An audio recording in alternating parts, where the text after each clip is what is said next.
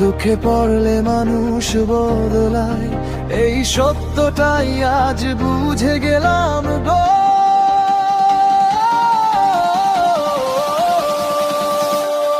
আমি শাহ আলম, চিরাকুটি ছেলে, কষ্ট নিয়ে একাই চলি কঠিন এই পথে।